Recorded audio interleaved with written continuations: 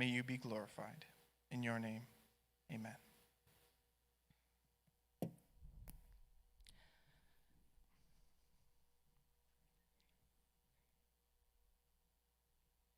And I've been asked to give my 2-minute moment about my COVID season and a little bit about chapter 14. I have to tell you, last night I started working on this, and what happened was, after an hour and a half of frustration and challenges and take after take, I had nothing. I wanted to talk to you folks about the creativity I've seen during COVID, all the work that goes on behind the scenes that we don't see, and about all the leaders and their hard work. And one thing that happened this morning after I went to bed with so much frustration, I woke up and I thought, that's it. It's a perfect example of what happens every single week at KBC. And I sit in my living room and I just watch it, and it gets piped into me, and I sit in my comfortable chair drinking my coffee and enjoy it all. So this is my version of This Hour Has 22-minute rant on what happens behind the scenes and how much we really have to appreciate it. This was not part of Brian's job description, or Bailey's, or Heather's, or Wayne's, or anyone involved at the church, or all the volunteers like Anne who have stepped up. And I've just really come to realize how much work goes out into this service every week. You know, we have a few, half dozen or so staple people that have contributed each week, and I just can't thank them enough because it's hard. I can't even talk for 2 minutes without making mistakes. It's really hard, and I really appreciate what they're doing. And I think the same creativity is seen in all the businesses locally, and how they're just trying to survive, all the plexiglass that's set up, and the restaurants that are just trying to survive and come up with curbside delivery and creating websites. Like, we don't realize the hours that go into this, and we think of Blaine and other leaders. And I work for the federal government, and within 9 days they set up a CERB call center with 1,500 employees answering 30,000 calls. There's just so much that goes on. I think we just really have to take a step back and thank those people and really appreciate what's going on. You know, we turned red a few weeks ago, and the first thing that came to my mind was, I'm gonna miss my hair appointment. I really think that we don't realize what's going on at times, and we're in our own little bubble, but we just really have to thank those around us. And as it relates to chapter 14 of the story, we know that in that book, there was a lot of leaders that were doing ungodly things and making decisions that weren't really God decisions. So I think just now, moving forward, we really have to pray for those people that make decisions and are leading us, and just pray that God is with them and that they consult God and are able to find the strength to go on. So that's at KBC, and my challenge to you this week is thank someone for all the hard work they do behind the scenes to make our life as normal as possible.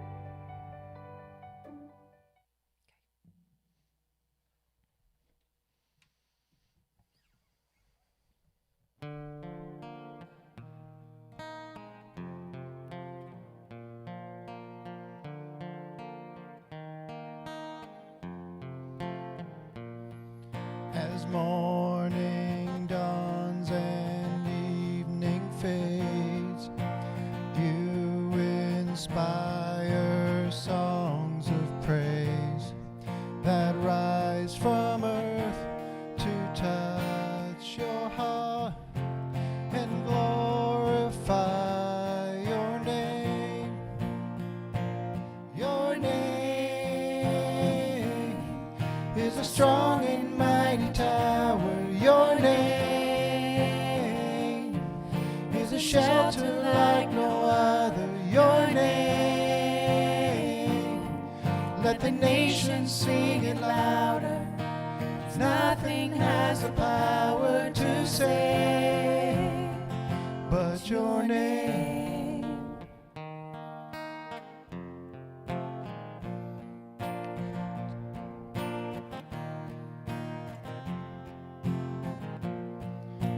Jesus, in your name we pray. Come and fill our hearts today. Lord, give us strength to live for you and glorify your name.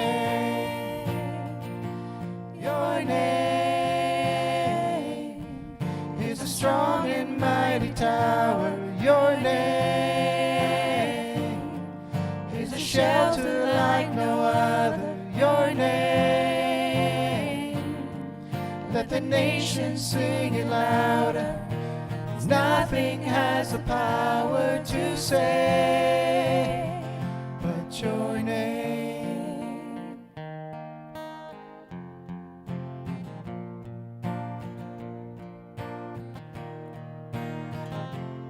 Just the chorus. Your name is a strong and mighty tower. Your name is a shelter like no other. Your name, let the nations sing it louder. 'Cause nothing has the power to save but your name is a strong and mighty tower. Your name is a shelter like no other. Your name, let the nations sing it louder. 'Cause nothing has the power to save but your name.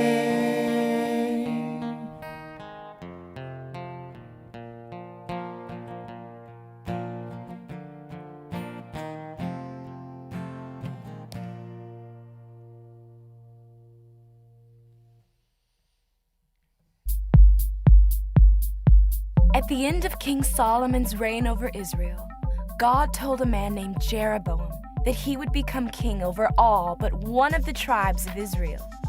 But Solomon wasn't ready to give up the throne, so he tried to kill Jeroboam, who escaped and fled to Egypt. A short while later, Solomon died, and his son Rehoboam was named king. The people were unhappy with the heavy taxes placed on them and went to complain, along with their spokesperson, Jeroboam. Despite their complaints, the king refused to listen. Furious, most of Israel made Jeroboam their leader and lived in the northern territory called Israel, where Rehoboam ruled over the southern tribe called Judah. After being a united country for many years, Israel was now split in two.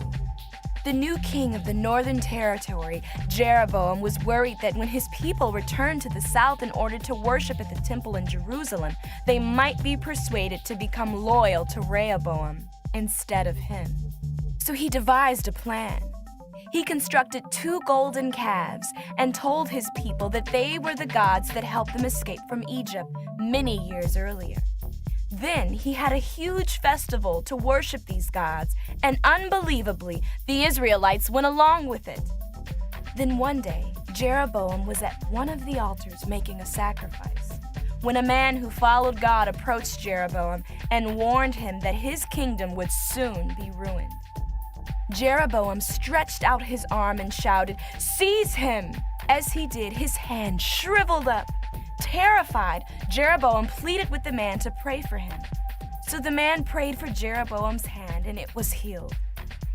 Even after this display of God's power, Jeroboam still led the people to worship other gods. For years, Jeroboam and Rehoboam were at war.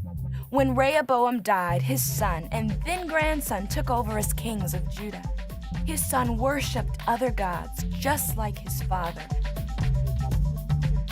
But Rehoboam's grandson, Asa, was different. Asa got rid of the idols and was fully committed to following God. The northern kingdom of Israel continued to be led by a series of wicked men, none of whom followed God. One of these kings was Ahab, who did more evil in the eyes of God than any king before him. Perhaps worst of all, Ahab married Jezebel, a woman from a foreign country who convinced him and almost all of Israel to worship a foreign god named Baal. Because of this, God would need to send a messenger to set things straight.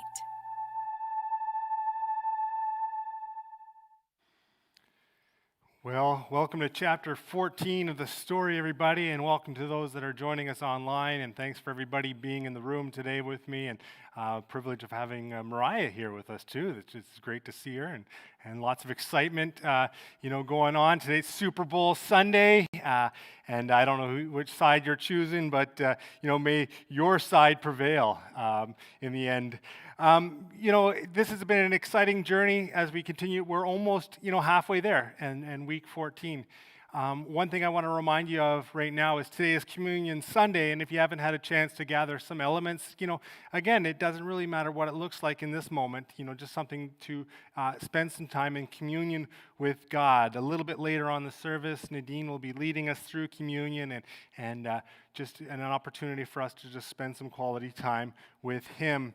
As we go through this journey, and you just watched the teen curriculum video, kind of giving an overarching view of week 14, one of the things that makes me sad as I read chapter 14 is this thought. How quickly do God's people fall away from Him? How quickly do they forget about His power and His might and the things that He's done in the past? How quickly do we as God's people and God's children just forget and become unfaithful to Him? And I think to myself, man, I'm so sad that Rehoboam and Jeroboam led the Israelites through this journey. And, how quickly could they forget? Even Solomon, how quickly can he forget? I almost begin to judge them. And then I think about myself, and I think, man, not only, because I think, it was a lifetime that they began to forget about God, but man, sometimes it's just a week for me. And maybe it just goes day to day that we all forget about God's goodness and His faithfulness. So as we go through this journey, again, what it's always trying to teach us is the difference between the upper story, which is why the Bible is written, and the lower story and how it affects us as a person. And for us, the lower story is really impactful on this one note. A house divided against itself can't stand. We need to do our part to make sure that this is not happening in our own home, in our own church, in our own nation. And I appreciate Brock's prayer as the whole idea when Jesus prayed. We prayed for unity and unity within the church. And I really feel that KBC during this pandemic has become more unified over this last little while than I think it's ever been. And I really pray for that unity that Jesus has prayed for. But the upper story is trying to teach us this, that a house divided against God cannot stand. To experience the full blessings of God, to ensure that everything works out for the good in our life, we need to love God above all and align our lives to His upper story and His plan. This has been a journey that the entire church has been going on, from children right all the way up to the oldest of oldest. And, the teens have their own little Bible. And somewhat within my own self, I'm kind of jealous that the teens have this particular story book, because there's some elements that we don't have in the adult version. They don't have a ton of pictures within it, but one of the pictures that they do have on every page is very significant. And so I just want to bring up on the screen right now what the flip feature within the story looks like. Paul has the flip feature, which has 4 icons that are continually. Back it up just one step, Paul, if you can. So what Paul's showing you right now is the flip feature, but there's the 4 elements that are within the flip feature. I want to show them, Paul. The first icon represents God. Just one more up there, Paul. I think it's there. If it's not, that's fine. The top one talks about God's and how God is representing Himself within Israel. And you can see within this picture here, the top picture has the X within it.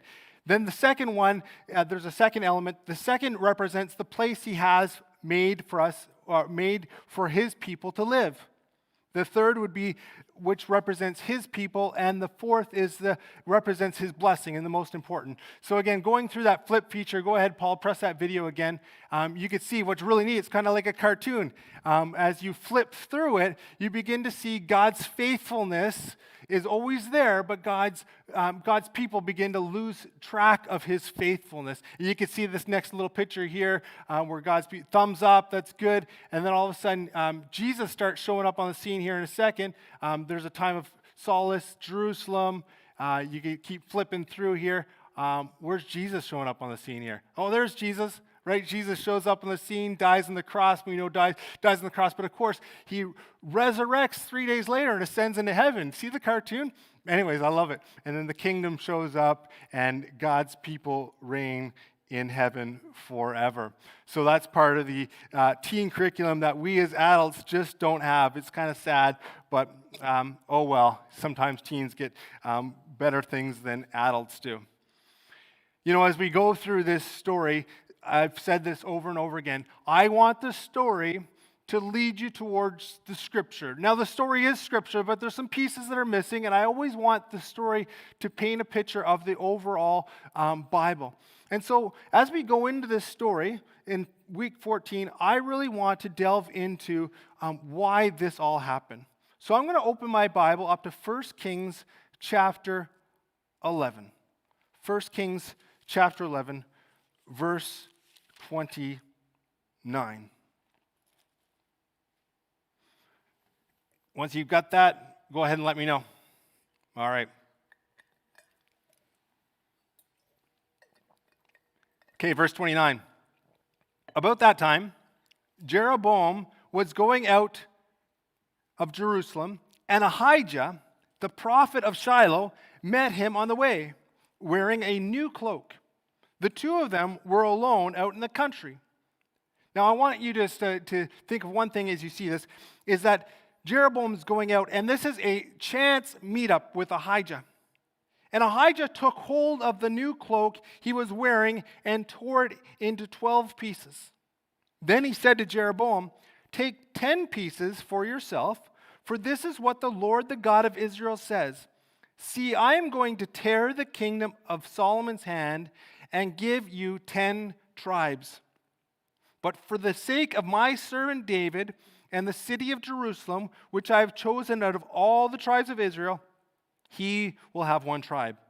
I will do this because they have forsaken me and worship Ashtaroth, the goddess of Sidonians, Shemash, the god of the Moabites, and Molech, the god of the Ammonites, and have not walked in my ways, nor done what is right in my eyes, nor kept my statutes and laws as David, Solomon's father, did. But I will not take the whole kingdom out of Solomon's hand. I have made him ruler all the days of his life for the sake of David, my servant, whom I chose and who observed my commands and statutes. I will take the kingdom from my son's hands and give you 10 tribes. I will give one tribe to his son so that David, my servant, may always have a lamp before me in Jerusalem, the city where I chose to put my name. However, as for you, I will take you and you will rule over all your heart desires. You will be a king over Israel. If you do whatever I command you and walk in my ways and do what is right in my eyes by keeping my statutes and commands as David, my servant, did, I'll be with you. I'll build you a dynasty as ensuring as the one I built for David, and I will give Israel to you. I will humble David's descendants because of this, but not forever." Solomon tried to kill Jeroboam, but Jeroboam fled to Egypt, to Shishak, the king, and stayed there until Solomon's death. Now, again, it's important to recognize the words of Ahijah in this story and the role that Ahijah plays. And Ahijah is really one of the first prophets to come into the scene. You know, as we begin to read through week 15 and week 16, we begin to see some other prophets that come into play. But Ahijah leads the way for prophets. And prophets, what a prophet does, he's a foreseer. That's what the word means. And he foresees. He begins to paint a picture of what's down the road. And Jeroboam has no place to be a king. But God says, you know what, I got to tear the kingdom away from Rehoboam, because what's happening right now is Rehoboam is just doing some things that are despicable in the eyes of the Lord.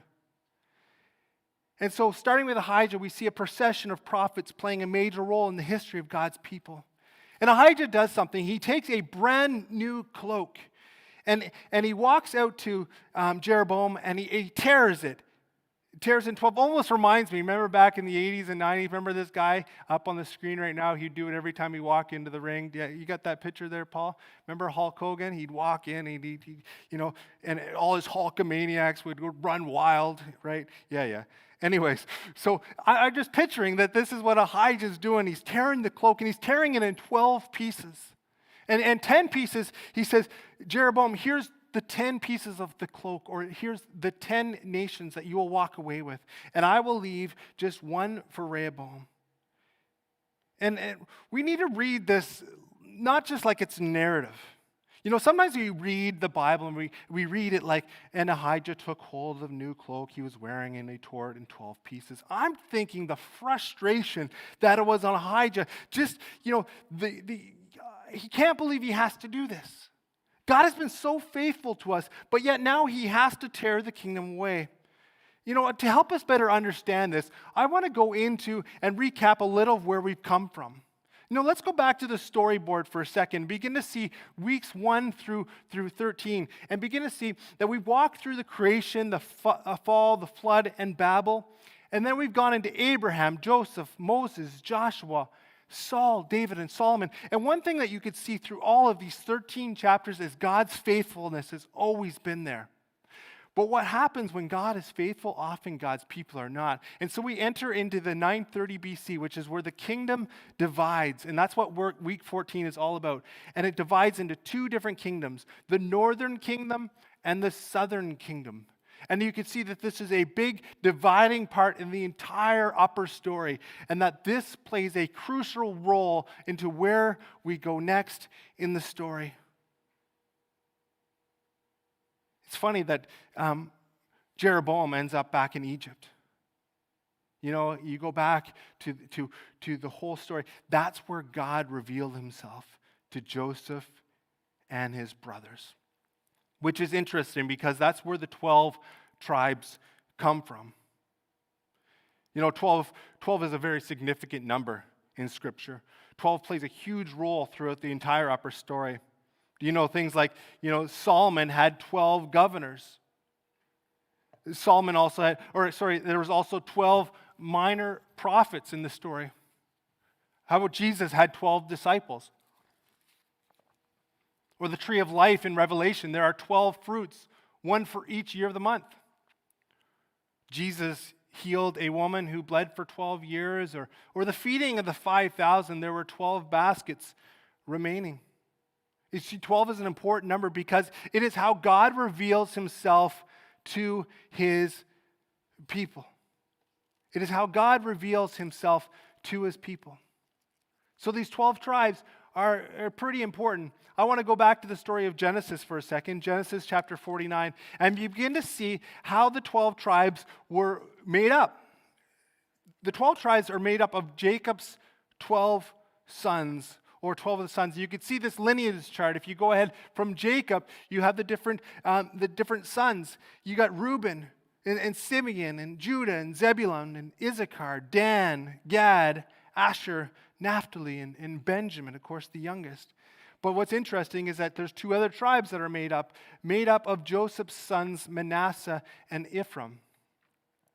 And from this, the 12 tribes are made into a place where that makes up the entire nation of Israel. And God continues his promise to God's people. And he continues the promise to Judah, to Rehoboam. You can check out the entire map here. If you ever have a chance, to study this map, you begin to see the difference between the northern and southern kingdoms. And you can see that Judah and Simeon are actually the ones that are given and are part of the southern kingdom. And they actually become one tribe.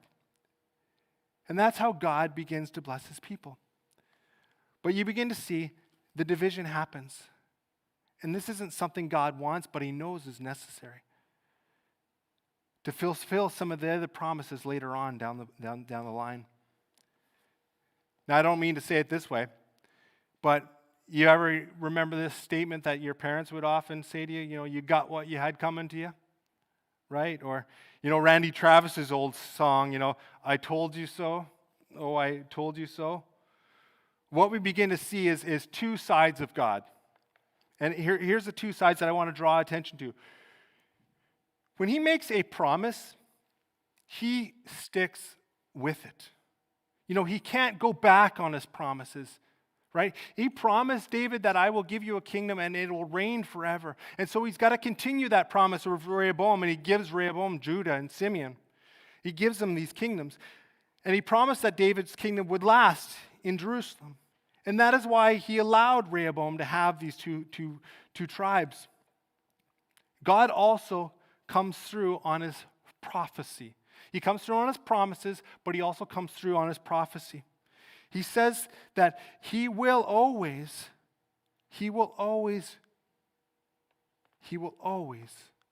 come through on his prophecies.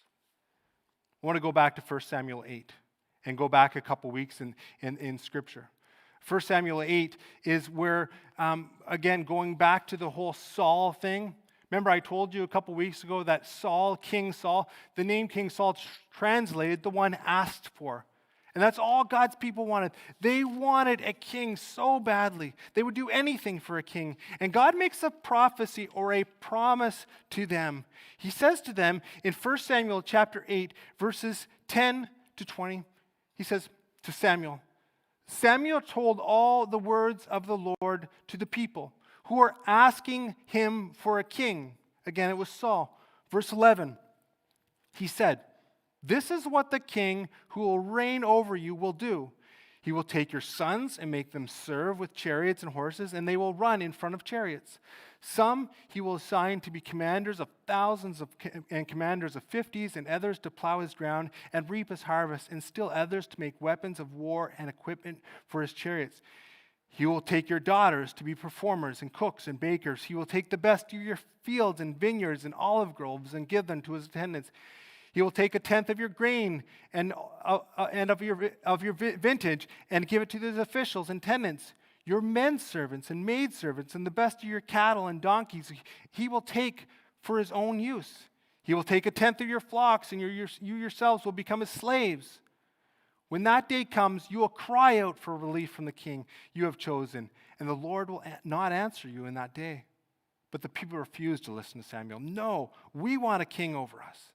Then he'll be like the other nations. We will be like the other nations with a king to lead us and go out before us and fight our battles. And Rehoboam becomes that king.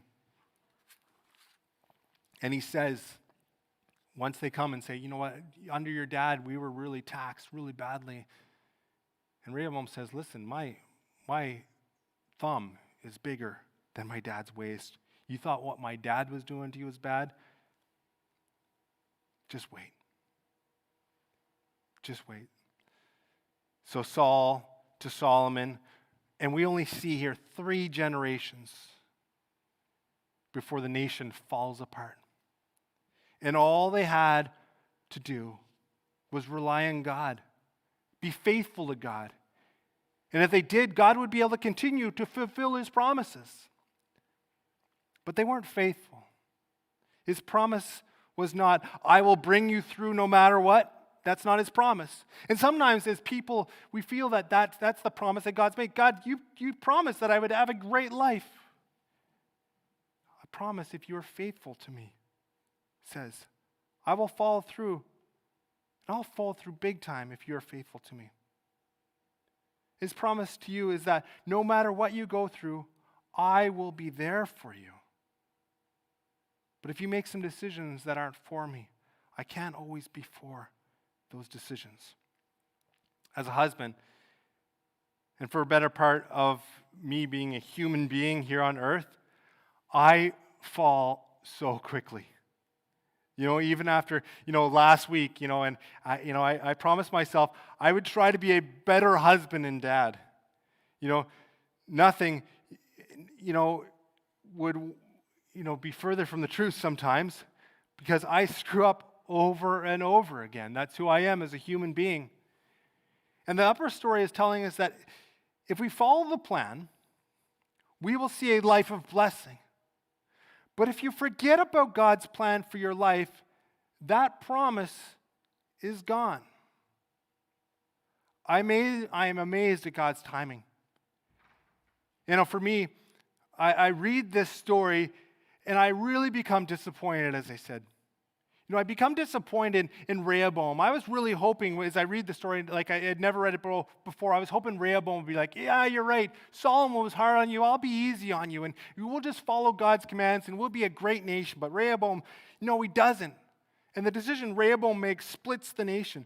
I'm disappointed with that.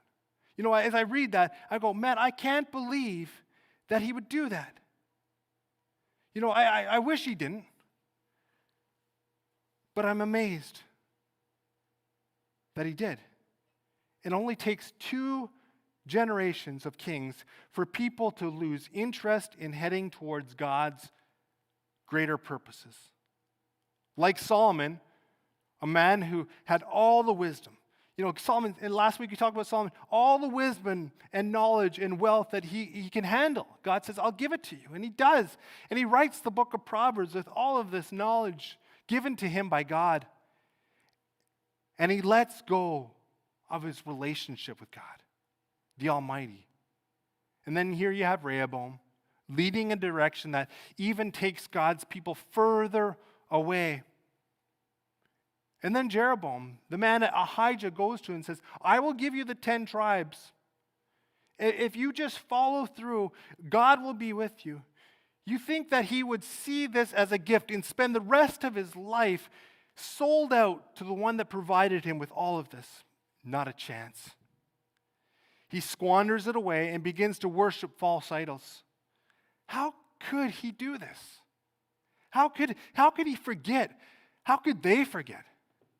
I become so judgmental, and I think to myself, man, if I was given all of that, I would never forget.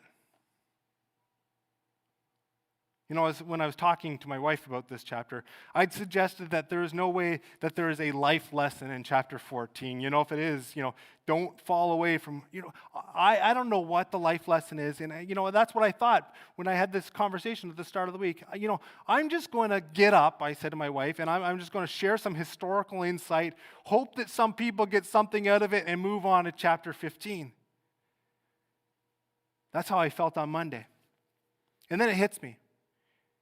Here I am judging kings that were anointed by God to lead his people. How could they forget that God is always working no matter what? I ask myself. How could they turn their direction and forget all about him? And then I realized, Brian, you do it all the time. I judge these kings for not being able to stay committed for a lifetime. And here I am, I can't even get through a week. And I don't know about you, if you're in the same position I am, but I can't go a week without forgetting his faithfulness and how faithful he is to me. 2 Timothy chapter 2, verse 13 says these words, if we are faithless, he remains faithful, and he cannot disown himself. And that's the good news. I lose focus, and these kings lost focus. But God has an upper story in mind for not just the kings, but myself and you, yourself personally. He has an upper story. There's a reason behind everything, and that he is faithful no matter what. If we are faithless, he remains faithful. That is a promise of his. I'm a big fan of Jimmy Fallon. And lately I've been PVRing the show, and I watch it faithfully, and I've been watching it faithfully for most of 2021. I mostly just watch the first 10 minutes of the show to catch up on the news, right? And a little over a week ago, something brought a smile to my face. Check out this clip. During the quarantine, we were doing the show from. I was doing the show from my house, and just standing there. And when they finally they opened up essential businesses and stuff like that, I went to a hardware store to get a light switch. I was going to install a light switch. I did, and I did a good job. Okay. I know how to do it. Okay. So I go to this hardware store. So I'm in the hardware store, and I hear this song playing. And it's so good. I go, what is this song? Do I know this one? And it's like, if you're gonna go down, I'm gonna go down swinging. And I go, well, that's great. So I Shazam the song. I go, and it's by Thad Cockrell, T-H-A-D, Cockrell. And it's about anyways, it's about if I lost you. Anyway, let me just play a little jam of it here, because it's good. So it's almost like 2 songs. It's this jam. It's like. So if I lost you, right? And then it goes.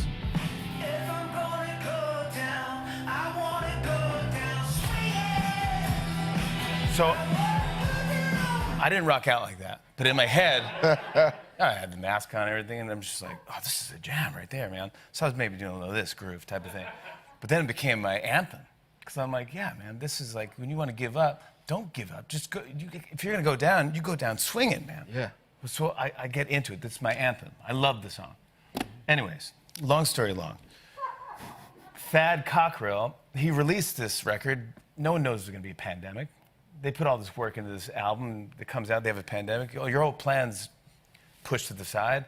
So if you go on his Instagram, he tells the story, and it moved me. Anyways, he writes a whole manifesto to his manager and says, I got to think of something else to do. I think I'm going to stop. I'll think of a different job. I mean, I have other things I can do. I'm talented. I can think of do something else. So he's actually going to start something new. And on January 3rd, he sends it to his manager. January 4th, the manager calls him, and they said, we're not going to talk about this manifesto thing because we just got a phone call from The Tonight Show. And yeah, he's like, you're going to be on The Tonight Show. And he was like, what? And he said that he cried for an hour. They thought the phone cut out. He's like, wow. The phone cut out? He's like, it's just like, and he goes, it just goes to show, don't give up. Because you never know, some moron's going to walk into a hardware store and Shazam your song. And he is coming on our show Tuesday, this Tuesday. Thad Cockrell, and he's playing with the Roots live in studio. That's what I'm talking about. Go down swinging. I love it, man. It's so cool that we get to do stuff like that. Yeah, I didn't think much at the time as I watched that clip, and I thought the story was pretty cool. You know, I didn't really dismiss it, but I did make sure to take note of what to watch the show that the artist would be playing. And you know, I ended up watching the show, and I caught on to the song, and I really liked the song, and I wanted to catch the song, and I like it. You know, I like the song. I really had that rhythm, and I like Jimmy says, kind of, you know, my jam, you know, and I really quite enjoyed it. You know, it's kind of a mix of rock and country, and this song's, you know, kind of speaks to me. And I think to myself, that the song's about relationships. You know, maybe for Thad, the singer of the song, it may be about a relationship he's not willing to give up on. He's going to go down swinging.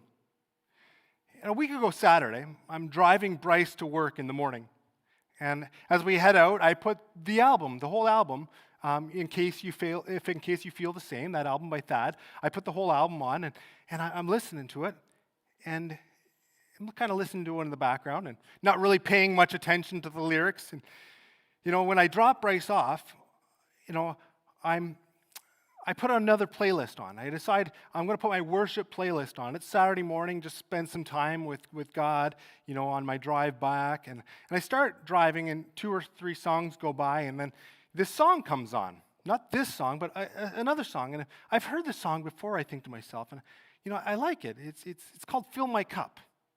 You know, as I'm listening, I think to myself, this sounds like the same guy, you know, that was on Jimmy Fallon. You know, and I sneak a look at the album cover, and it turns out it's the same guy.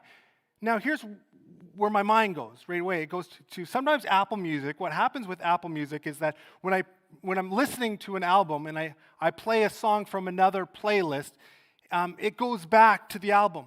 And so I thought that's what happens. You know, happened in this situation. It just went back to playing the album. I'm like, didn't think much about it. And then, you know, how else can I explain this? Well, it turns out this song, Fill My Cup, was on my worship playlist, which was curated by Apple Music. Now, I know what you're probably thinking. Big deal, right? Big deal. You know, when I get home, I'm curious. Why is this song on my worship playlist? So I look up Thad Cockrell on Wikipedia, and it turns out Thad is the son of a preacher. In fact, as a PK, he has always tried to salt in his faith in all of his music. And on January 3rd, it almost seemed that he was in a place where he had to give up. Questioning maybe, I'm not sure about this, but you know, this is just my speculation, but maybe he's wondering if God is faithful. During this pandemic times, Many of us have gotten that place where we feel that maybe God isn't being as faithful as he says he's going to be. Maybe really God isn't going to pull me through this pandemic. Maybe he's not going to bring me to that place that he said he would bring me to. And maybe that's what Thad is thinking, and that's total speculation. Is God really working in this season? I'm wondering if Thad is asking that question. And I know that's a question a lot of you have asked. Is God really being faithful in this season of pandemic? He's allowing me to go through things that I just don't feel equipped for. I'm not ready for this. Check out Monday's episode of Jimmy Fallon. This morning, the coolest thing happened today. So we had, Thad Cockrell on the show, who's this guy, a great musician, and I had heard his song in a hardware store. I Shazammed it, and we booked him on the Tonight Show. And he was about to change professions. Do you know what profession, by the way, he was going to change to? No. Plumber. No. What? He wants to make his own hot sauce. I thought it was going to be something with music. Right. But he's a chef as well, I guess, and so he was going to do. But he still could do the hot he sauce. can do it now. Now he can, yeah. Anyways, the name of the song is "Swingin'," and it's if I'm going to go down, I'm going to go down swinging. Is the hook of the song. He played with the Roots on our show. The Today Show. I got an email from Carson Daly last night. He said, "Dude, that was the coolest story. I'm freaking out. Like, that's awesome about this guy. I'm going to do a piece on it on the Today Show." I go, "That's so cool, man. That's great. Thanks. I know Carson loves music." Anyways, he does an appearance on the Today Show. This is his album right here, In Case You Feel the Same. And the song is Swingin'. And right now, currently, on iTunes, is the #1 song. Whoa! Isn't that great? Come on! Isn't that great? Wow. Oh my gosh. I heard when you did the album title, you took my advice just then. You dropped that if. You just said it's called All right, In that's Case You good. Feel the Same. That's Don't good. change it now. So 2 things about this. And I've listened to the lyrics of Swinging quite a few times. And I hear the words. And here's the words. Heaven waits for nothing less than giving in to faithfulness. Let me read again those words from this song, Swinging. Heaven waits for nothing less than giving in to faithfulness. And it goes on, yeah, if I'm going to go down, I'm going to go down swinging. Second thing that comes to my mind in this, I needed that. I have no idea why Thad Cockrell's song, ended up being played in my car on a Saturday morning. But as the song says, here's the words of the song we're going to play. I needed my cup filled that morning and this week. And maybe at this moment, you also need to be reminded of God's faithfulness. Maybe winter, plus COVID, plus not having been able to see loved ones, has gotten you to a place where you're thinking of giving up. And maybe it's gotten to a place where you feel like you've given up. And even given up on God. As we go into communion, I believe there are a lot of cups that are empty right now. A lot of people that are feeling drained, ready to give up. And maybe it's maybe it's a relationship with someone, or maybe it's your relationship with God. Again, I don't know Thad Cockrell's story very well. I wish I did. I don't know why he wrote this album. I don't know why he wrote this song. But just check out this one bit from the Today Show for a second before we go into communion. And I wrote down on January 3rd, of like intentions and goals for the new year, like things to do, and one of them was to look for a new career. And the next day, I got a phone call from my managers, and they told me, and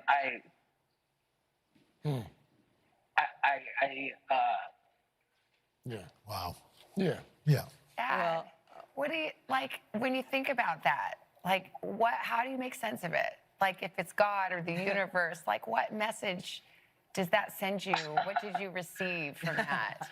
I'll blame it on God, but people can blame it on whoever they would like. You know, I, it's absolutely incredible. You know, there's this crazy thing. When I was a kid, my mom got like name cards for my brothers and I, and it had like the definition, but there wasn't a name in, I guess, the bookstore that she went to for Thad, so it was Aaron. And on the name, the I guess name card, Aaron, the definition was bringer of light.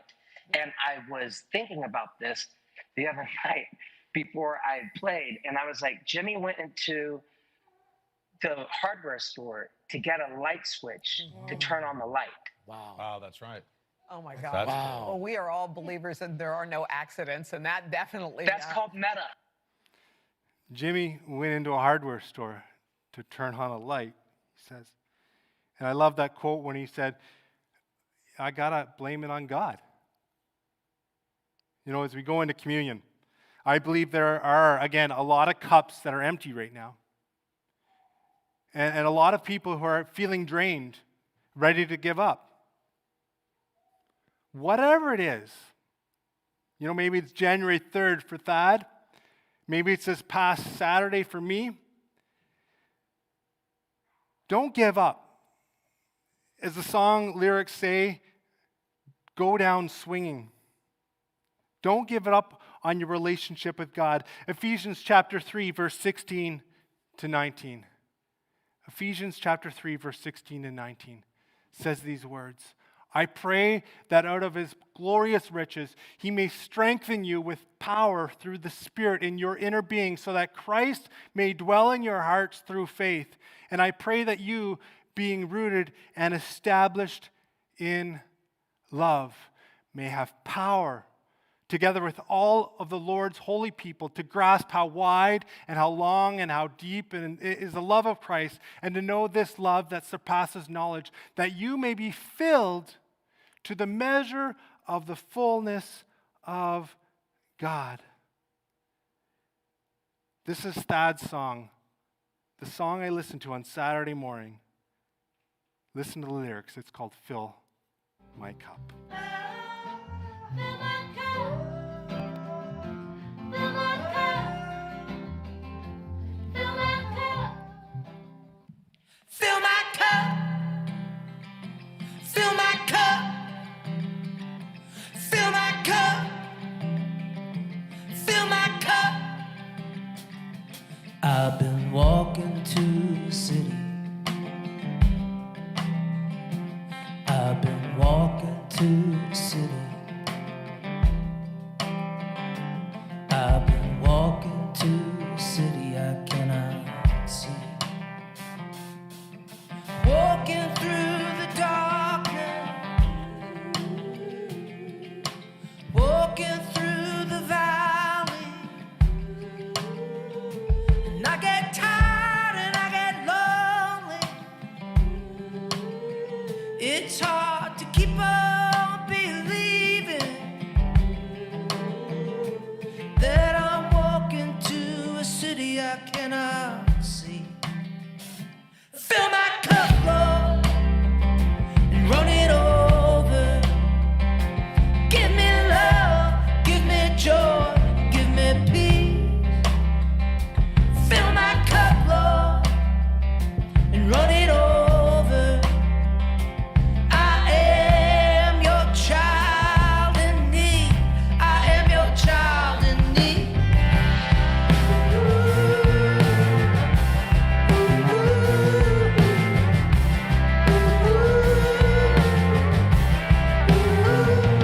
I've been talking to the voices, trying to make friends with my choices. And I've been looking for the doctor, and I've been looking for the dancer, and I've been looking for that sugar. Fill my cup, Lord, and run it over. Give me love.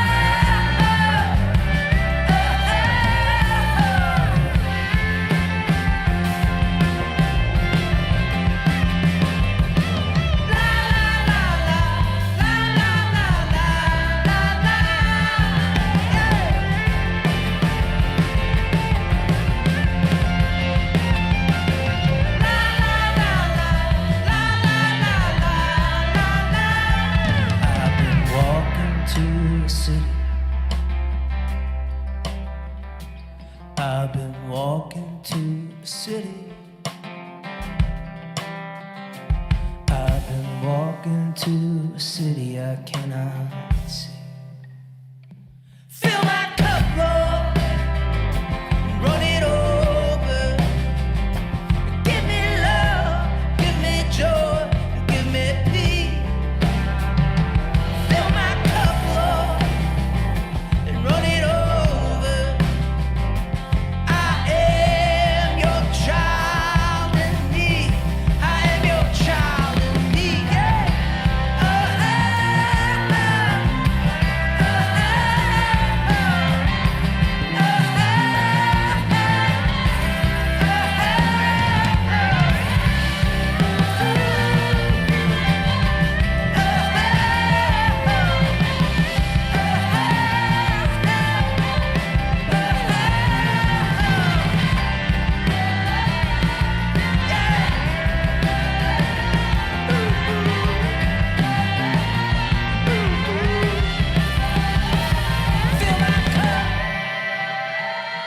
Fill my cup, fill my